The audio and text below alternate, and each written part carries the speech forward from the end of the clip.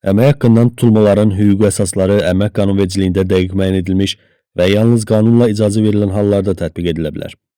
İşçinin hüquqlarını qorumaq və qanunsuz tutulmaların qarşısını almaq məqsədi ilə əmək haqqından hər hansı məbləğin çıxılması yalnız müəyyən şərtlər daxilində mümkündür.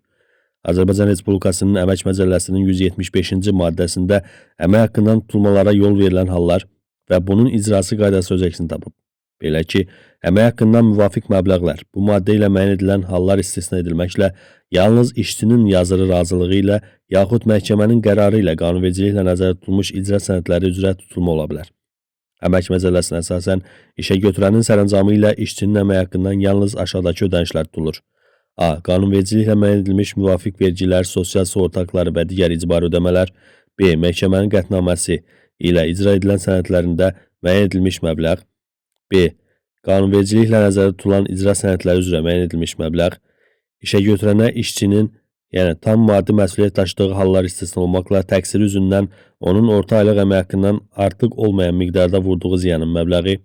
Müvafiq iş ilinə görə məzuniyyətə çıxmış və həmin iş ili bitinədək işdən çıxdığı halda məzuniyyətin işlənməmiş günlərinə düşən məzuniyyət pulu, xidməti ezamiyyətə göndərilən işçiyə avans olaraq verilmiş ezamiyyə xərclərinin ezamiyyətdən qayıtdıqdan sonra artıq qalmış borc məbləği, mühasibat tərəfindən ehtiyatsızlıqla səhvən yerinə yetirilən riyazi əməliyyatlar nəticəsində artıq verilmiş məbləğlər, təsərrüfat ehtiyaclarından ötürü malların əmtəələrin alınması üçün verilmiş, lakin xərclənməmiş və vaxtında qaytarılmamış pulun məbləği, kollektiv müqavilələrdə nəzərdə tutulan hallarda müəyyən edilmiş məbləğ, Həmkarlar İttifaqının üzvü olan işçilərin əmək haqqından mühasibatlıq vasitəsilə tutulan və 4 iş günü müddətində həmin müəssisənin Həmkarlar İttifaqı təşkilatının xüsusi hesabına köçürülən Həmkarlar İttifaqına üzvlük haqları, işə götürən avansın qaytarılması, borcun ödənilməsi üçün müəyyən edilmiş müddətin qurtardığı gündən və ya səhv riyazi hesablamalar nəticəsində düzgün hesablanmamış pulun verildiyi gündən 1 ay müddətində məbləğin tutulması haqqında mühasibət əməliyyatı apara bilər. Bu müddət bitdikdən sonra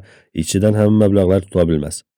İşdən çıxma müavinəti və qanunvericiliyə müvafiq olaraq vergi tutulmayan digər ödənişlərdən məbləğlərin tutulmasına isə yol verilmir.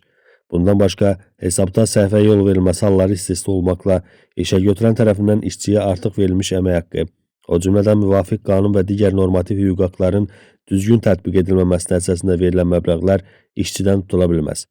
İşçinin ərizəsində göstərdiyi məbləğdə və müddətlərdə əmək haqqının müvafiq hissəsi kommunal xərclərin, bankdan aldığı susudaların, kredilərin və digər şəxsi borcların ödənilməsi üçün tutularaq kreditorlara göndərilə bilər. İşçi belə ərizə ilə işə götürənə müraciət etməyibsə, onun kreditorlarının tələbi ilə işçinin borcları əmək haqqından tutula bilməz.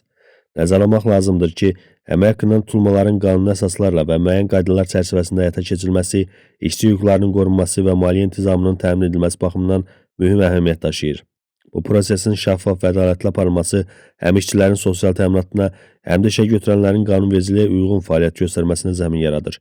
Ona görə də həm işçilər, həm də işə götürənlər əmək qanunvericiliyində nəzərdə tutulmuş bu qaydalara ciddi riayət etməlidirlər.